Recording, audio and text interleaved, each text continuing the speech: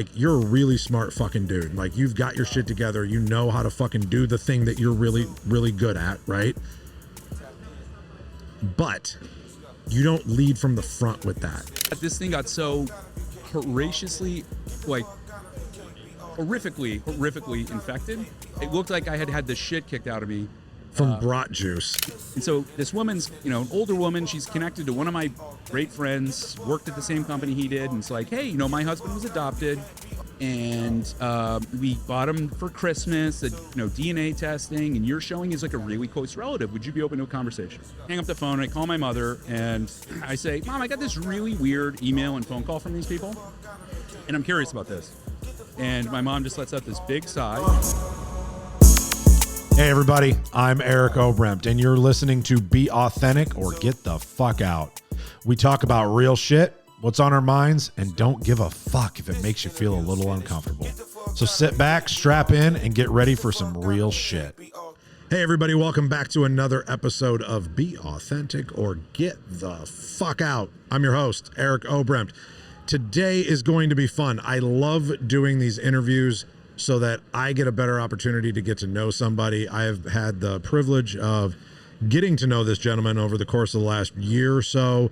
I'm always the guy that's like, you know what?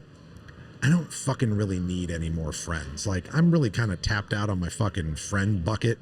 And then I end up meeting somebody and I'm like, well, shit. I guess I'm going to have to add them to my friend bucket because they're that good at humans. And so I'd like to introduce my guest today, Adam Patterson. Adam, thank you for being here. Eric, I want to actually echo that, if I might. Yeah. Because much like you, I'm an incredibly insular human being. Like I'm J.D. Salinger, right? Right off humanity, no time or room for friends. It's like, a little bit of my own life and work. Yep. And on the aggregate, because people are innately horrible human beings, right? Yep. But you have been, over the course of the year, on this exceedingly short list of friends that I have in this world. I appreciate that. Yeah. That means a lot. Take the mic and pull it down a little bit. There you go. And pull it towards you. Now, just because I want them to be able to see you. It was blocking your beautiful face. Yeah. Yeah. Thank you for saying that. I really do appreciate it. Joe and I just spoke, and we kind of had a very similar conversation because you forget. I don't want to believe that most people are shit, right? I don't want to. It just ends up fucking turning out that way. Sure. A lot. But when I get these opportunities to be at a space like this, right? And if there's 4,000 people here, there's probably fucking 10 of them I actually want to know, right? But am I doing everything in my power to find those 10 people? Right? Because those are the people that can change our lives, right? I mean, you meet a guy like Joe, you meet a guy like you meet people that are just fucking brilliant and smarter than you are, right? And how do you learn from those people? How do you get these opportunities? And I think that one of the things that how you've affected me is like, you're really fucking smart, right? And everybody says that, like, you don't have to acknowledge it, whatever. But like, you're a really smart fucking dude. Like, you've got your shit together. You know how to fucking do the thing that you're really, really good at, right? But you don't lead from the front with that. You lead from the front with, I want to get to know you. And I think that's a lesson that like everybody should take, right? And then learn from. It's a great microcosm for that, if I might, for a moment. So last night we had a wonderful dinner with John Cenac and that crew. And Ian Smith, who's a client of ours at SMA and really another great human being and great friend that I developed over the last year. We get into an Uber, and I've got this life philosophy, which is, try to make the world around you a little bit better every day, right? And you can do that, financially, which is like easy and the shortcut and kind of cheating. And I look at doing it and like, how can you make a really positive impact in someone's life? Or how can you help someone to feel noticed? And I'm actually going to correlate this to what you just said is most people I don't want to get to know because we got in this Uber driver's car and I like to try to take a moment to just ask him about his existence, right? Yeah. Hey, like, tell me a bit about yourself. How long you've been driving for Uber? What's it like? Do you have any interesting stories? Anything that's been exciting, challenging for you? I want, not because, I'm looking to get something out of the other side of that, other than I'm curious about the world around me and I want to get to know. And to that end of most of humanity is terrible, he's been driving Uber for 3.5 years, and the only thing he had to say to us was that nothing weird has ever happened to him, and money talks, and we could give him $100 tip if we wanted, and if we wanted to give him $50 in cash, that would be even better. And you know, and it gave me a pause for that moment where it's like, I wanted to just make this guy's life in this evening, right? I'm not going to be the drunk white girl who's going to throw up in the back of his Uber. I'm not going to harass him. I'm not going to challenge him. I'm not going to tell him where to go. I'm going to take a moment to make this experience about him, and it weren't about him because I want to know who he is. And yet, And he shit all over he it. took a big old fat singing dump right on that. Yeah. How that had to be kind of upsetting. It was incredibly upsetting. Yeah. That was really upsetting. It's bothersome because I will also say, for what it's worth, you know, in my humble experience, that's a minority of them, right? That Yes. doesn't happen with that aspect of humanity. Were you in an Uber Black or were you in a regular one? Come on now. I was in an Uber X. Yeah, that's See, what I went on. I Yep, mean, yep. what do you expect? It's a 2-minute wait versus a 4-minute wait. Fuck that. Time is money. Yeah. No. Yeah. I've learned my lesson there. Yep. Yeah. I will not do that anymore. Yeah, I think I've come to that. Conclusion? Yeah, good for you. So you know what I really want to do? I think people would enjoy. Sure. Is before we get into any serious shit, I want everybody to hear why the fuck you didn't show up to my city. Do you see this? Uh-huh. Yes, this little scar. Let's start from the beginning. What were you supposed to do? I was supposed to come out. We had a videographer. We sure did. It's coming out. It's a wonderful child. He's very talented, creative. Child. Yep. And while he was going out to do an interview with you, which you so graciously shared your time to talk about your experience in working with our organization, I was going to come out and do Beyond This. Yes. Which I've been looking forward to, both as an opportunity to get to know you. And just to hang out. And to hang out, right? Yep. More critically, just to hang out. And so I buy my food. I'm a big believer in food is medicine and growing it is therapy. It's like my theory of life, right? And in a lot of ways, like we are what we eat, and physiologically, psychologically, it has a huge impact on our bodies and our approach to the world. And so I buy all my food at the farmer's market, and I bought these wonderful Italian sausages, and I was hand-searing them for my girlfriend and I. And I'm not the world's best cook, but I'm okay. I can get my way around the kitchen. And I take the first couple sausages out. My wonderful girlfriend says, "No, I think I want you to burn mine a little bit more." And I was trying to explain to her, like, "Oh, just so you know, the fat renders down, and you don't really want to leave it in too long. I can see what I can do to crisp maybe the outside a little bit more, but it's like perfect now. It's like beautiful, succulent, juicy, wonderful sausage." Don't tell me how to cook, bitch, is what you really wanted to say. 100%. Yeah. Could you shut the fuck up? Could you just shut the fuck up and get out of here? but as I'm, try to be a calm, patient person as I'm explaining this, the sausage ruptures and explodes because the fat had rendered down. Pressure built too high. It shot fat up onto my face, above my eye, on my forehead, above my forehead. This thing got so horrifically infected. It looked like I had the shit kicked out of me. From brat juice. From brat juice for a long time. And so, but I wanted to continue to try and truck through, although I wasn't going to plan on canceling anything. At first I was like, whatever, we can get through it. Just make a good podcast episode. Yeah. Like, Eric, why do you have this guy sitting on your couch? With brat juice on his face. And I slept far too late. My flight was at 6 a.m. I had a 5:20 wake up, and I got up at 8:30 that morning to try and make my way. When you sent me, so I didn't believe anything that you said. Yeah, fair. I assumed that you were fucking totally a liar. Fair. Missed a flight. Completely You're a fair. late sleeping asshole that doesn't get out of bed. Fair. And I'm like, this guy is fucking making shit up. I couldn't figure it out, and then all of a sudden I get the message with the picture of your just horribly disfigured face. I can't believe that your fucking girlfriend or wife. Are you married or is it girlfriend? It's my girlfriend. So I'm shocked that your girlfriend even stayed with you after that, No, considering what you looked like, right? Like you look. I mean, it was like the Hulk. It was like, bad. Yeah, it was like really bad. it was bad. Like you did not look good. Yeah, no, I did not. I looked really, and I still, as I want to act like I've killed my ego a long time ago, deep in the desert, and I don't care what people think of me. Like a little bit I do, and I still look at my fucking face every morning and I go, "You stupid fucking asshole." Why did I fucking listen to her? Yeah. Do you blame her? No.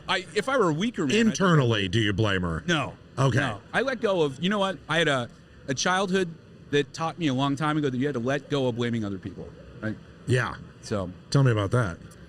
So how deep we went. You open the fucking door, son. All right. Fair. Well, I figured this is what this is, right? Yeah. So I have a mother whom I loved tremendously. It was the best mom that she knew how to be. Actually, let's go back a little bit. Do you want to hear a really crazy story? Yes. So years ago, as a consultant, was working with venture capital and private equity funds. I was living in San Francisco. And I had a couple of friends in San Francisco who said, this is like maybe 2012, there's this really new cool thing. It's called 23andMe. You would spit in this cup and you send it in, and then you get this like DNA results back, and it tells you like, what your genealogy makeup is. And, what I know of myself is I'm a mutt, right? I'm a little bit of everything. So I thought that's interesting. Happened to be right around the time that I was moving back to Boston. And so I decided I'm going to give this a shot. Let's just try it out, right? And so I'm out in Boston visiting family and seeing my parents. And I'm like, hey, some guys I know found this new cool startup. They test your DNA. It gives you health information, ancestry information. When was that a startup? 2000 what? 2012. Oh, wow. Okay. Yeah. All right. It's a long time ago. So I'm explaining this. And I was like, oh, you can find relatives. And my parents are like, well, why do you want to do this? Why would you ever want to do this? I'm like, why wouldn't I want to do this? Like, fun. This is right. It's fun. It's going to be interesting. Why are you so shocked and scared by this? Whatever. And so I did it. And, there's nothing surprising. Certainly, I found like a few first cousins whom I knew about everything. And my father, who was actually the most angsty about it the whole time, was like, well, actually, this is pretty cool. I'm going to try it too. So he decides I'm going to go to Ancestry.com, a little bit different. This is maybe a year or two after I'd done it. Okay.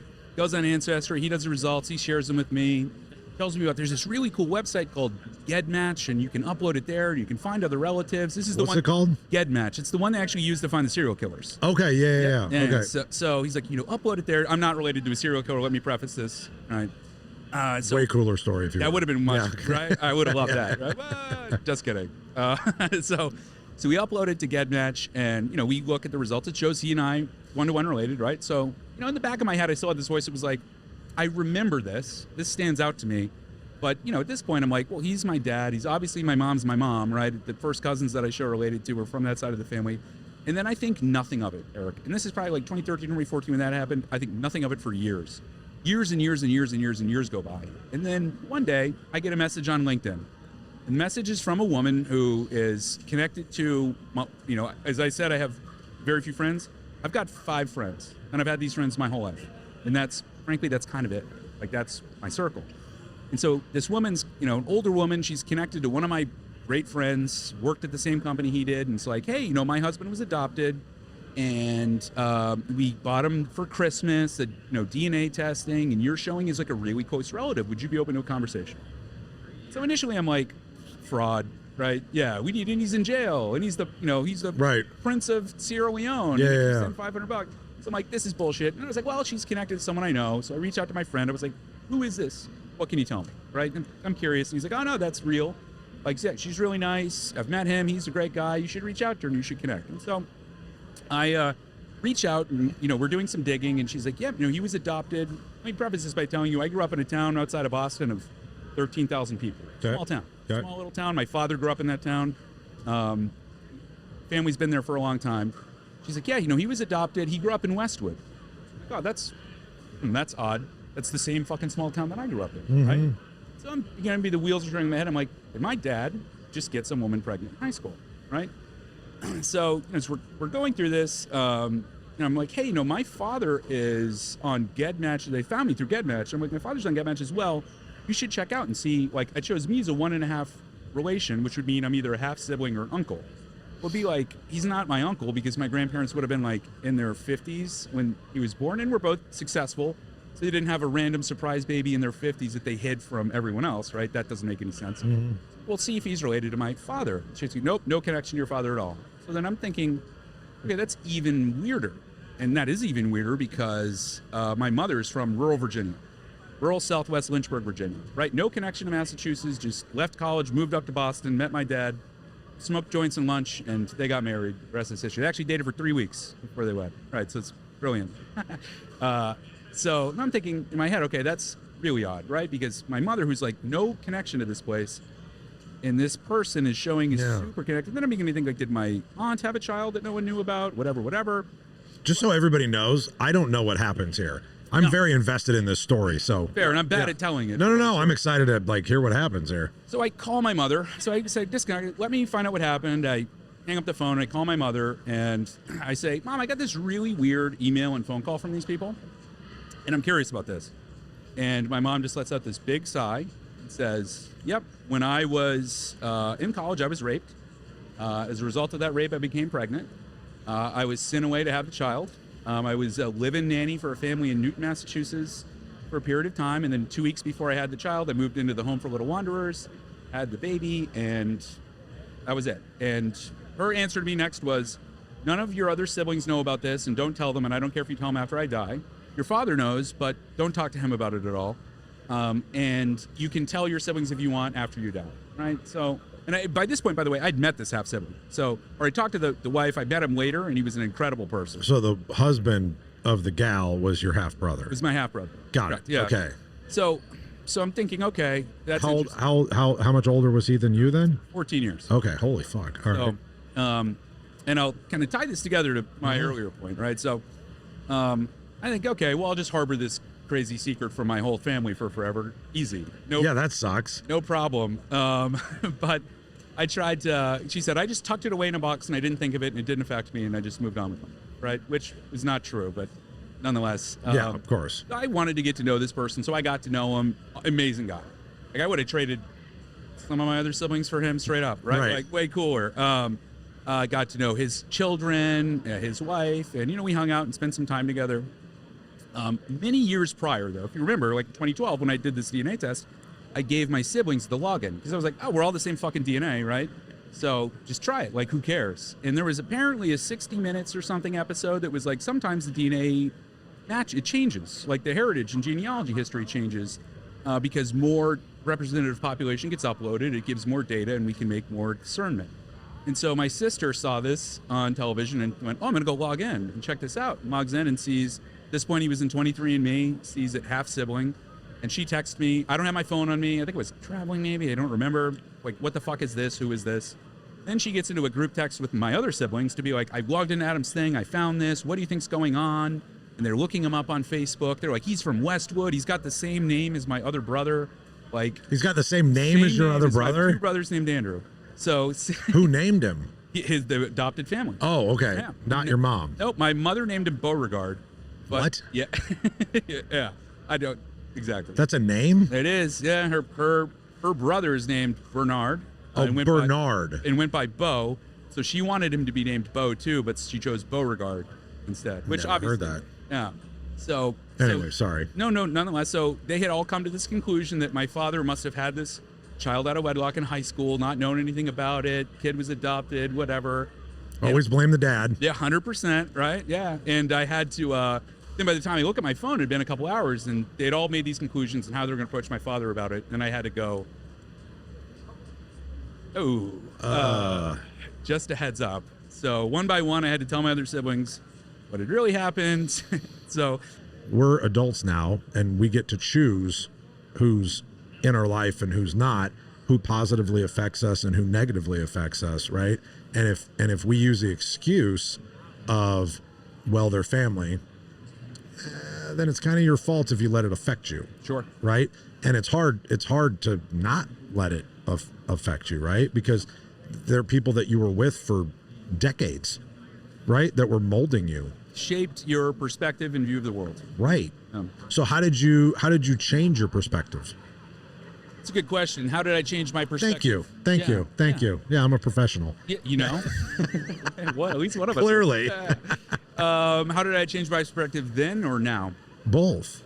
Maybe you didn't then. No, I would tell you I didn't then. Okay. So it set me on a treacherous path. Yeah. So I've had, it's one of the questions I think you asked in your pre-interview, if you ever struggled with addiction. And I will tell you this, my life got off the rails at one point, not necessarily because of, I want to preface this by saying it's not sex addiction as much as it was experience addiction. But there was a period in my life where I had some friends when I was living in California who, 5 or 6 nights a week I was going out and going to bars and bringing home some different woman. Yeah. Right? Like, I just didn't care, didn't think anything of it. Yeah. Was never dating anyone because, what I knew of intimate relationships was like horrific. And the ones that I would seek out looked like the ones that I had in my childhood because it was familiar and it felt comfortable. Yep. Right. And so, I had these friends that were like, you're on a treacherous, terrible path. You're ruining your life. You can't be like sleeping around with half the city. You can't sleep with a different woman 5 or 6 nights a week for 2 months, like that's not healthy. And you've got some things that are unresolved, and you need to work on yourself, and you need to find your person. Yeah. They told me, right? And so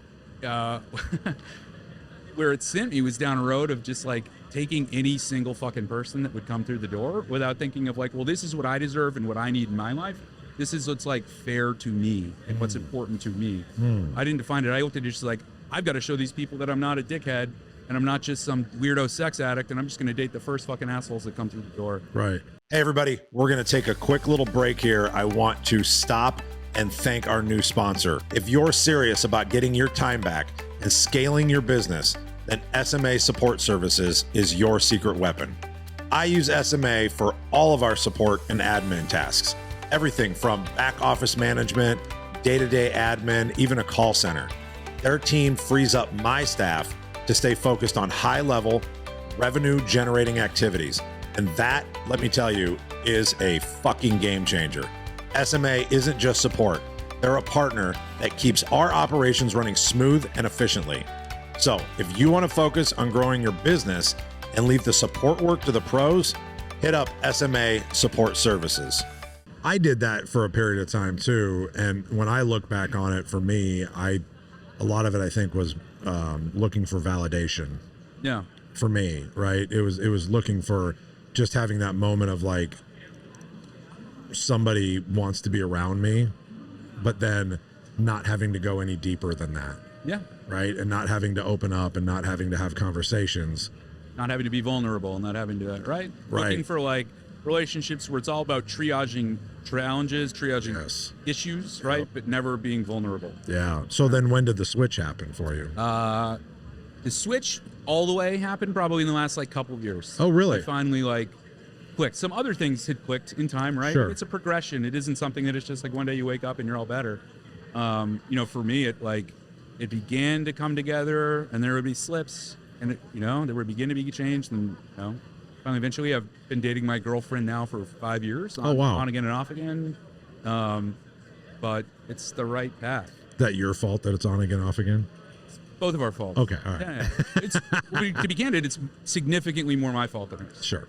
So there's a funny story, by the way. I think I told you this through text, but I want to share with your viewers. Yeah. The other day I was on my computer and on our website and playing some of our testimonial videos again, which is circle right back to the origin point where I missed my flight to Omaha because I can't cook sausage. Right. And she's, walking by my computer and she goes, "Oh, who's that?" I was like, "Oh, that's Eric Obram, that guy I tell you about all the time." I was like, "He's awesome." She stops. She goes, "Would." So as I told her I was coming to do this. I go, "Hey, I'm going to record a podcast right now with Eric so that you can masturbate to it later." And she said, "I'm not going to do that." That's fantastic. Is she here? She's not here. Damn so it. I tried to. All She's right, an all right. attorney. I wanted to meet her now. Yes, she's an attorney for. I probably shouldn't. Yeah. So, Nah, we don't have to say where she works. Yes. What's her name? Rachel. Rachel. Yeah. Okay. All right. Hi, Rachel. That's awesome. You guys have been together for 5 years. Obviously, you've worked through a lot of your shit. Yeah. What's it like now then, as you've transitioned into now I get to have this like long-term relationship and grow with somebody? It's the happiest, healthiest thing in the universe. Love that. Right? Yeah. It really is. Yeah. So you finally have something that you think, like I want to preface a couple things. Like I want to say that my mom was not, nobody's binary, all good or all bad. My mom was also a loving, caring woman in the ways that she knew how to be. Of course. Right? And my father is like my role model. I'm going to be my dad when I grew up. Like if I could be my father, he's the most, he's like the patron saint of Westwood. This guy's like, I had a great family, and I had good parents, one incredible parent, one as good as they could be, possibly. But I always wanted like consistency, stability, safety, and unconditional love, right? And vulnerability, space to be vulnerable and for that to be okay. Yep. Those are things that I've never had. And then for a time, right, you just like resign yourself to like, I'm never going to have it. So whatever. And so you become like a independent warrior, right? So. And then that's when you find it. Right. When you accept the fact that you're not going to have it. Right. Right. And move on. And then it's like, then it fucking smacks you in the face. Right. Isn't that weird? And it's here the whole time. Yeah. But you didn't approach it the right way. Does that translate then into what you're doing for a living now? In a lot of ways it does. In a lot of ways it does translate into what I'm doing now. Yeah. Right? And there are other things that do too. It's like, I've mentioned we've been together for a long time. before I do what I did now, I owned a consulting practice with some buddies, and it's great friends in Boston. We worked with venture capital and private equity funds on like big businesses, unicorns, high growth, high velocity companies, and it was a lot of work. It was great money, but it were 100 consistent 100-hour weeks, 110-hour weeks. Yeah. Having calls with teams in Singapore at 1 a.m, right, and working till 10 or 11 the next night, and it was tough. And she watched me probably in some ways like replace one addiction so I could ignore not having to focus on growing myself with a work addiction. Right? And so she's helped me find a lot of healthy balance in my life. And that balance, right, is what I want to help other folks begin to discover. Yeah. Okay. And that translates into what you're doing now. So tell everybody what it is that you're doing now. Yeah. So now we with Joe Hoffman, who's, again, that small intimate group of friends shows like, Yep. One of the things you said, what's the best thing that ever happened to you? I asked my girlfriend that. I said, what's the best thing that ever happened to me? She said, Joe Hoffman. So, and I know he's going to be pissed that I said that like publicly, right? Yes.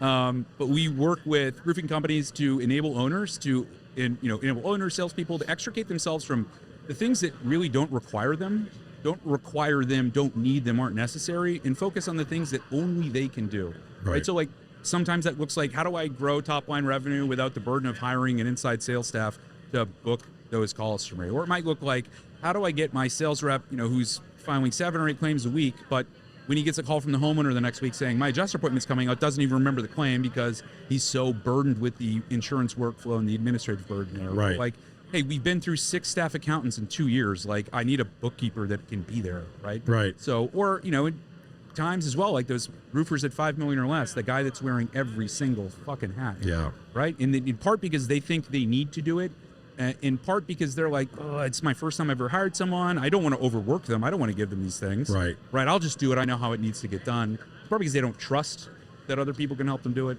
But giving them that freedom, that space. Right now, I always say it's like, in part, maybe it can be about so what you can go do professionally a little bit more, but that's not what I really hope for you. It's so that, like, what can you do with that time back in your life? Like, how can you enrich your existence as a human being? And that's one of the things is I talk about, that balance that my girlfriend has helped me find is like, yeah, I'm not working until 8 or 9 o'clock at night every night. In fact, I'm like pretty stringent on rarely will I do that, if ever. Yep. I try to say my phone is off by 5 because I want to spend time with the one person in the world I want to spend my time with. You're right.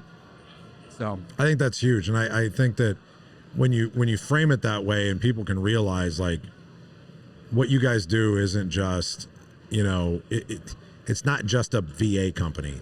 No. Right? It's about, and it's not just about offloading tasks. It's not just about go read Dan Martell's book and figure out how to buy back your time.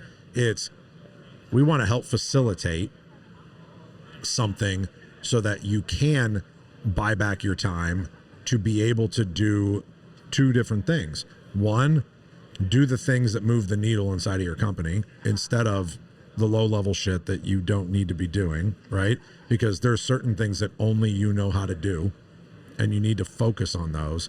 But also that it gives you that time back. It gives me the time back that I can always dip out at 5 o'clock to go see Tegan's soccer practice at 5:30. right? Every day that she has practice and I'm in town, I'm there. I am the only dad that shows up and watches my daughters practice. They might show up to games, right?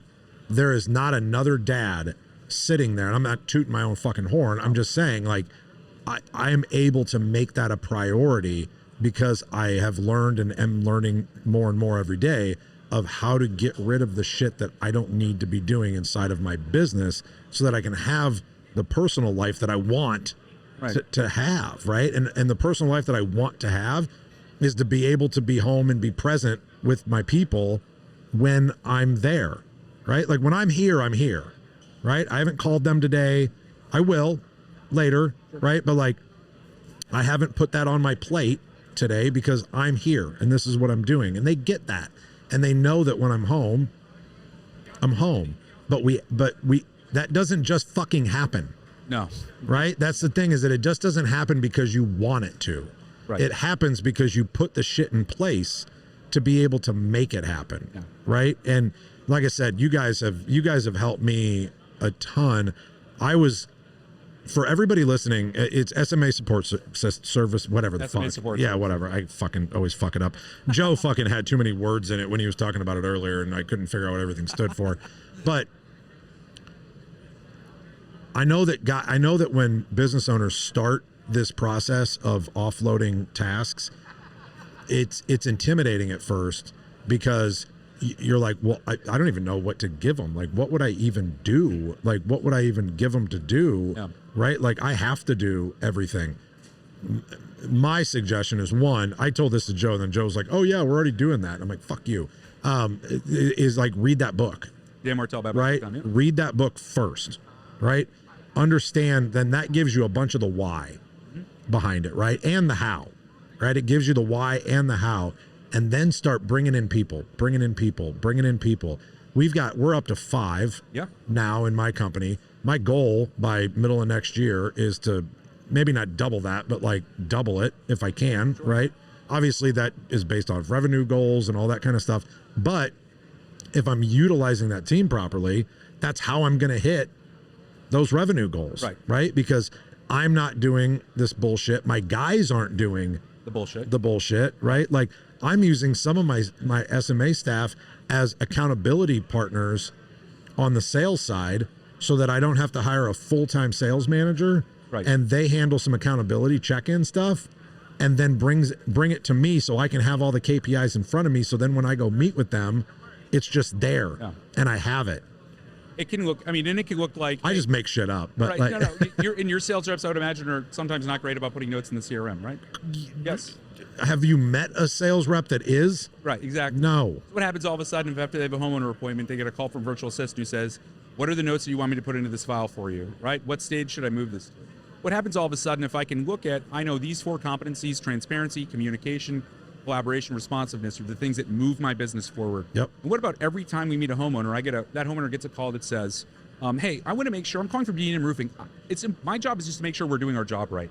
Can I ask you a couple of quick questions to make sure that we were responsive? Did we answer questions quickly? Do you feel like you got everything you needed to know? Right? Were we transparent in our pricing and what we delivered? Is there any other notes or feedback that you might have? Yeah. I can begin to score my sales reps and say that, like, oh, look, like, hey, John Doe is a 3 out of 4 in communication every single week. Now he's a 1 out of 4, right? That's interesting. So now before I see the symptom in revenue dip in him quitting, I know exactly where he's fucking up, why he's fucking up, and I can say, hey, am I giving you too many files? Is it overwhelming? Like, it looks like your communication's dipped with homeowners. So let's talk about a strategy to get better about that. Yep. Right? Data is... Dude, that's the big thing I've learned in the last 3 or 4 years is, like, data is fucking king, right? And the problem is that I think I would always get anxious about it because I'd be like, well, I can't start now because, like, I need to wait for that reset, right? So we can track it and blah, blah, blah, blah, blah. But it goes back to that same analogy, like, when was the best time to plant a tree? Fucking 20 years ago. When's the next best time? Fucking today. Right? Because, like, if we don't start getting that data, because I would get really frustrated. Like, we started a call center, right? And then I won't fucking say his name, but what's his bucket? We'll call and be like, so how's that working out? How's that working out? And I'm like, well, it's been a fucking month. So, like, I don't have the fucking data to be able to know how many were closed, how many were set, you know what I mean? But I had to start somewhere. Yep. Right? I started somewhere. And now in the next 30 to 60 days, right at the end of the year, I'm going to be able to go back on a 6-month, 8-month, data set and, like, really dig into that and figure out what worked and what didn't. Sure. Right? So that we can work together to go, here's what we're going to do different in 25. Right? Let's fix these pieces. Let's change this. Let's change that. But I can't do that if I don't have the fucking data. And if you don't start getting the data now, you're never going to have it. Yeah. And you earlier, a moment ago, you said, like, how do you start? There's an exercise I encourage folks to go through. And it's, to take your work, all the work that you do, right? And make 3 columns. Column A, column B, and column C. And in column A, I want you to put the things that you're best at, the things that move the needle, the things that only you can do, that require you, that impact your business. And in column B, I want you to put all of the bullshit that gets in the way, the reasons you can't focus more of your time on those things that only you can do, the things that move the needle, the things that require a person, right? And that list is generally pretty long. But in column C, I want you to put your goals, your visionary things, the things that you wish you could do, but you don't have the time to do them because you're so bogged down in column B.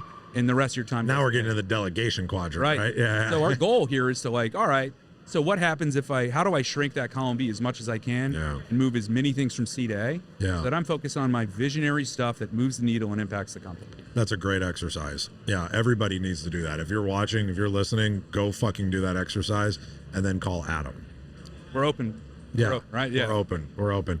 Okay, so when we kind of get to the end of these things, I always like to give the floor back to the guest because I generally show up with a couple of things we're going to talk about, and then we either don't expand on something well enough, or there was something that the guest wanted to bring that I forgot to bring up, and so I always want to give the floor back for the last 3 or 4 minutes to either expand on, bring something else up, whatever it is, so that to close it out, I want to make sure that whatever you came with gets across to the people. I'm curious. Actually, I only have a question for you, if that's all right. Oh, shit. Let's go.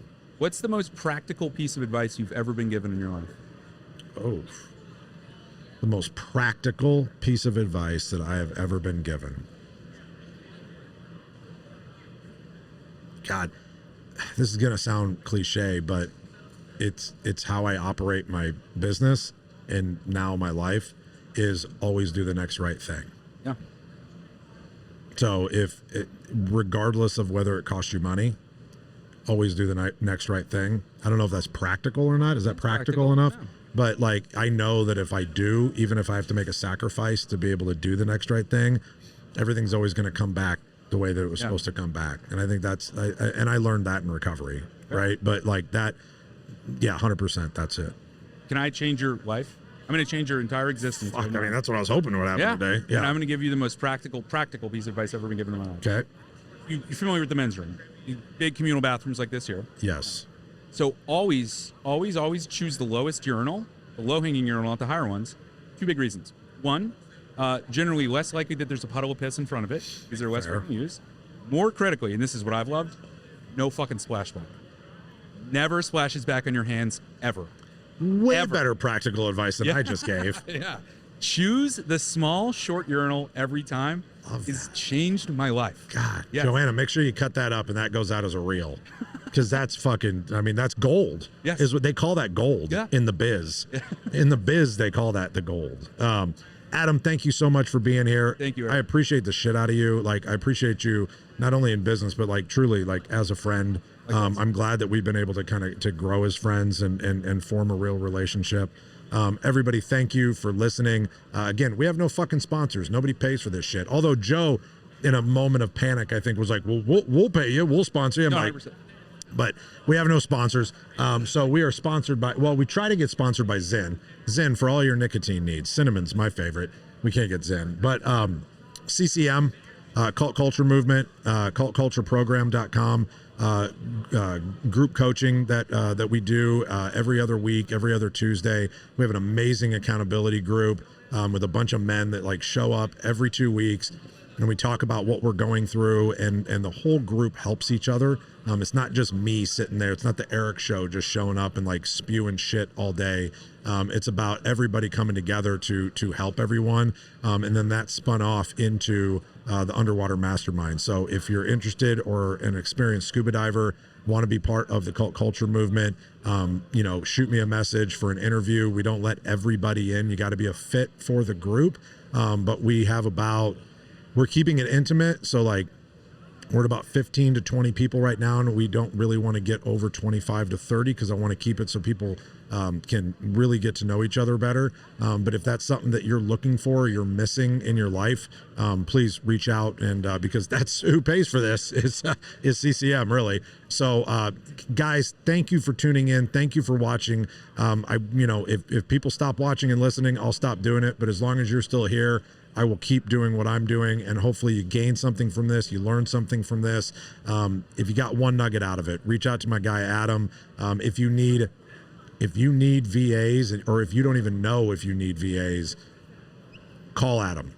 Right? Like this is what you. The thing that I talked to Joe about really too, real quick, was the cool thing about SMA is that you're not just getting a VA. You're not just getting a VA from the Philippines that'll go knock out some shit that you need to get done. You're getting a team. And I think that's the real big thing behind it, is that you have a team that somebody is managing that human as well and making sure that they're knocking out their task and checking their KPIs. And then at the end of the day, this is my favorite fucking part. And I asked Joe and he said he didn't know. I don't know if this was trained, but at the end of the day, I get a message every day that says, thank you. Thank you for the day. Thank you for my job. You know how many people in my office fucking do that? 0. Right? It's nice to get to work with a team that truly appreciates being there. And that's what you get when you work with good humans and you work with an organization like SMA. So I cannot recommend that organization any better. Everybody, thank you for listening. I appreciate the shit out of all of you. And remember, everybody, to be authentic or get the fuck out. Get the fuck out if you can't be authentic. Get the fuck out if you can't be authentic. Yeah. Swipes.